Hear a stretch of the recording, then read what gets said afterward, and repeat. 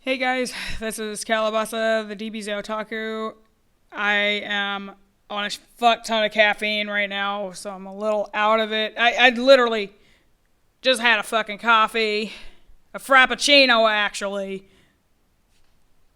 and a goddamn Red Bull. Anyways, before I start with anything else outside of my like slime experiments and all that bubble, I recently downloaded an interesting game that I believe is around at least 4 months old, if not half a year old. It's not that old, and I think it's still under development, but I feel like it was worth the $30. What I downloaded recently was Risk of Rain 2, and oh boy, is it addictive. I love the graphics. I love the color. I like how it's pretty much like a free range arena and all that. And it's like, it literally keeps you on your toes. That's what I love about it. And I also like how some of the enemies were from the previous game. The only thing I don't like about them is that they're like 3 times more annoying than it was in the first game. And that, mind you, that was the prequel Risk of Rain was something that my buddy Evil Blasian got me into. And it was all because we were watching a crappy pasta video being played by, I think his name was That Creepy Reading. Sorry, it takes me a minute to remember things. So that's another thing I got to work on. It's like I have trouble with my memory at times, and it takes me about a minute or two to like have it click. So you got to forgive me for the awkward pauses. Anyways, we were watching That Creepy Reading play the prequel, which was the normal Risk of Rain, and I think it was like 8-bit, 16-bit, somewhere around there. And now we got a sequel, and it keeps you way more on your toes than it does in the first game. And there's a lot of new items. There's, I believe, like 1 or 2 new classes. Honestly, what I feel like that the sequel is missing, in my opinion, personally, is that they're missing like at least 3 good classes that I would highly recommend if I was able to talk to them. One would be a pyromaniac. The second one would be a demolitionist, and the third would probably be a female drones expert. Like, in other words, she would attack with like drones. Like, she would constantly build drones, kind of like the engineer with his turrets. And the other thing I like about the sequel is that you can upgrade your equipment when you complete certain challenges. Like, I upgraded the engineer's turrets, and they fucking walk. They fucking walk. A walking turret. When I saw the mobile turrets, this is what I thought. I thought that you can walk around while carrying the turret, right? Because the engineer literally doesn't carry anything. He's just jogging along like the lazy fuck he is, in my opinion. I got so much to say about the engineer survivor class of Risk of Rain 2. I have no doubt in my mind that he is without doubt the laziest survivor out of the entire classes, because literally he doesn't need to even fire his damn bouncing grenades. No. You could just have these overpowered turrets that inherit the items you find, right? But just imagine these turrets walking with you everywhere you go, to the point where they will shoot whatever spawns. It was hilarious to watch, but it makes it even more hilarious when you see them inheriting the items that you pick up. Like, I was like, why the fuck does this turret have a syringe? Is that the magnet? What is this? They literally had the regenerating mushrooms. Yeah. Just process that for a split second. A walking turret that regenerates health as it walks. And if that doesn't make it hilarious, imagine giving it like a couple of energy drinks with a soldier's syringe. You will see those little legs like literally. I'm like, oh my God, look at him go.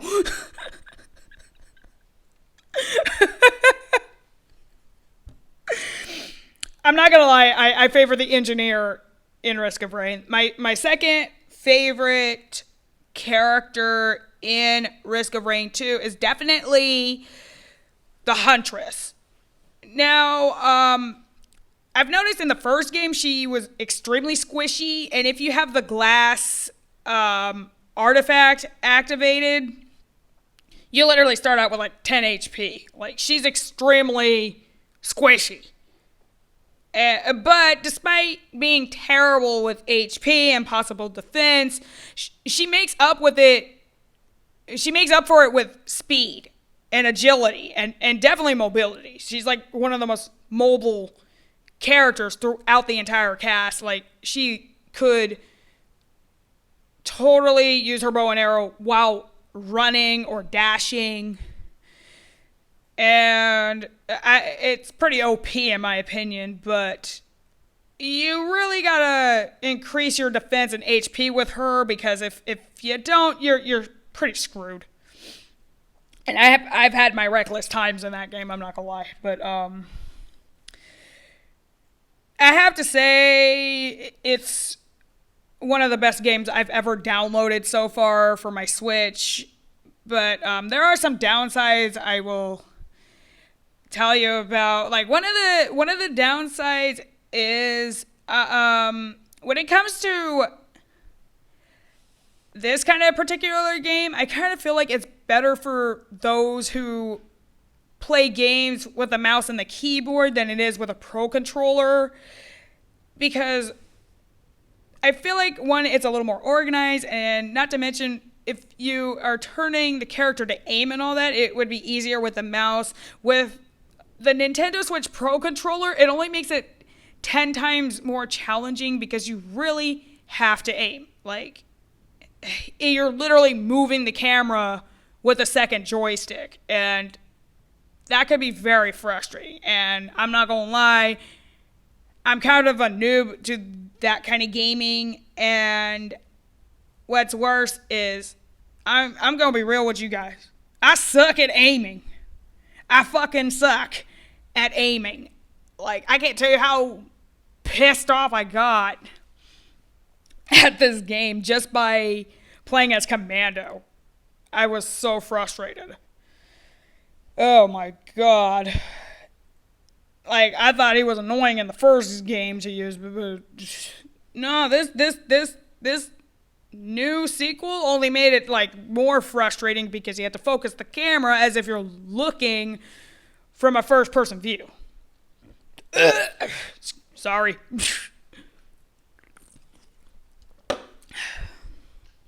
Second thing is, one of the downside is like, when you fall off the stage, you lose like almost all your HP unless you're gliding. That's some scary shit to think about, because last time I fell off the cliff, it didn't end well. It just didn't fucking end well. Yeah. Awkward. I died. Multiple times. It was so bad that my mom literally had to come downstairs, open the fucking door to my bedroom, and tell me to take at least a 10-minute break. I was that annoyed from falling off the fucking cliff. And the other thing that could be a royal pain in the ass in the game is definitely the bosses. Like, oh my god. So far, the biggest pains in the ass when it comes to boss battles is the Wandering Vagrant.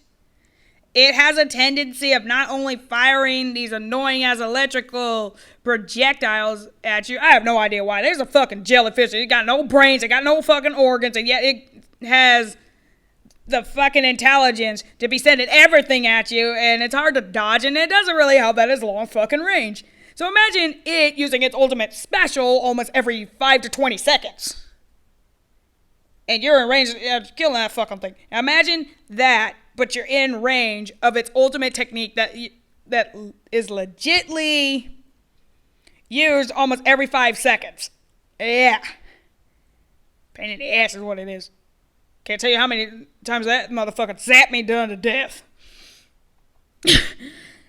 Oh my god. And the second one I find annoying is the Stone Titans. It's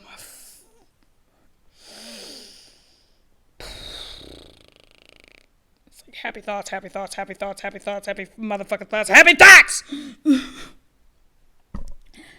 I could rant about that thing for days. I hate that thing so much. And not only does it have the fucking fist of justice like to come out of the goddamn ground, but you know what really annoyed me more than that is the fact that it has a fucking laser eye that you can hardly dodge. Like, I can tell him, I literally had my Huntress teleport like 3 times and somehow he still hit me. I'm like, really? You thought the stone things were annoying in the first game. Mind you, this thing wasn't in the first game. It's a whole different new ball game because it's a new guy. But that's not my point that I'm trying to get at. The point is that you're giving a giant rock monster that not only has painful ass punches, but to add insult to injury, you gotta give him a motherfucking laser eye. And the regular rock golems was also given this fabulous feature. Sounds annoying, right? Yeah, pretty fucking annoying. Yeah, I know, my friend's looking at me like, yeah, I know what you're fucking talking. He's still shaking his head like, he knows. He knows. If that doesn't annoy me, the third most annoying fucking boss battle I've dealt with in this game. Oh my god, I could just rant about it all day. I can rant about this fucking piece of shit for days. Remember the Greater Wisps? Yeah. Those adorable looking flame things we were like in the first game. Yeah, you remember those, buddies? Yeah. We all remember those. They're 3 times annoying in this game. They're airborne. You better learn how to aim. You never know when them motherfuckers appear because the next thing you know, your ass is on fire.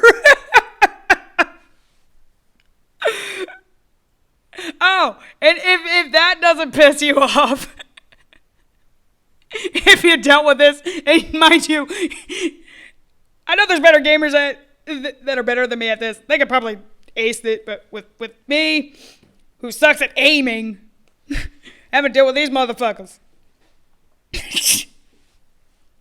Yeah. You wanna know why they piss me off? Not only do they spawn little dudes of themselves, like tons of fucking lesser wisps, they attack in hordes. 3 of them! 3 of them. 3. I tell you, 3 of them. I'm not lying. Like these motherfuckers, as a boss, attacking 3, and they will do whatever it takes to throw everything at you, and you're like, fuck. The number of times I've died with these fuckheads, lost count. I'd hate to know what would happen if they were elite. And I thought the fucking magma worm was annoying. I love the look of the magma worm in this game. I just haven't met the electric one yet. I'm scared to know what that's going to look like. Because I remember how it was like in the first game. Ugh. I had like so many OP items in the first game, and that motherfucker still was able to kill me. And I hate to know what it's going to look like in the sequel. Yeah. Scary shit. The sequel is going to put you on your toes. Because they electrified their victims to death. And with 3 greater wisps attacking you as a boss battle, the alloy battle unit kind of makes that look like a walk in the park. Even that's a big pain in the ass. You got his fucking laser balls like firing at you like here and there like crazy. Oh my god. I've never met a boss in Risk of Rain that has ever pissed me off. And the alloy battle unit, that thing is without doubt the top thing out of all the bosses that I mentioned that pisses me off. Honestly, I'm not saying it pisses me off in a bad way. I'm not saying, oh, they need to get rid of it. No, I feel like this pain in the ass boss was worth being put in the sequel. Because not only is it always airborne, but you never know where its projectiles are going to fire at you until you're zapped half to death. I think this boss was worth it.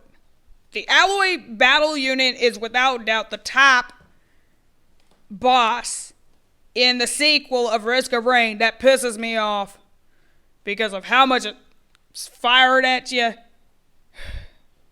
And you don't want to miss when you fight this thing.